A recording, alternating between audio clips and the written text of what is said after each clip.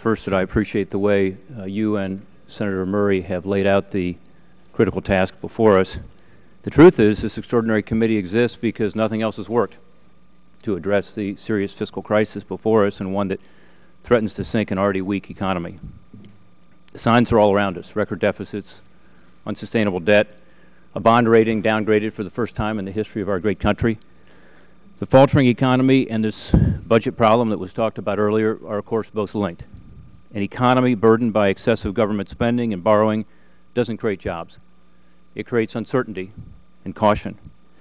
And an economy failing to create jobs, of course, stretches the government's resources even further and fails to create the revenue needed to close the gap.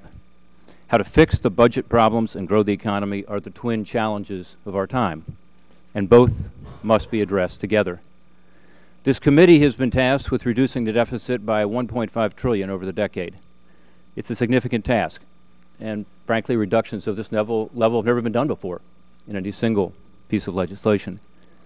Cutting $1.5 trillion, though, can be achieved, and it must be achieved.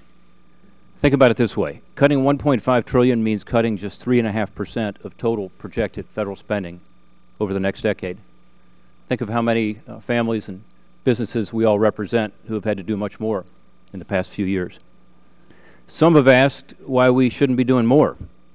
And, you know, as I calculate it, based on the more realistic so-called current policy baseline using CBO data, over the next 10 years, the debt is likely to increase by about $13 trillion. So our goal of $1.5 trillion would reduce that increase in the debt by only about 12%. So yes, we should aim higher. We should aim to do what's necessary to bring long-term sustainability to the federal budget. The American people want this. The financial markets, the credit agencies are looking for this, and future generations who will be inheriting this debt deserve this. But let's at least hit our $1.5 trillion target. And let's keep in mind that long-term sustainability also means that merely reaching the 10-year target isn't enough. The quality of reforms matter more than the quantity of reforms over the next 10 years. Tweaks and one-time savings could add up to $1.5 trillion over 10 years, yet they would leave in place soaring future deficits caused by unreformed entitlements. I'm sure there would be a spirited debate in this committee over tax policy, but let's keep in mind that the long-term deficits projected are caused by rising spending, not declining revenues. Even if we were to keep all the tax rates where they are today, meaning the laws have to be changed to extend all the tax cuts from 2001, 2003 to patch the alternative minimum tax, the Congressional Budget Office figures show that revenues would still exceed the 18% of GDP historical average over the last 50 years over this next decade.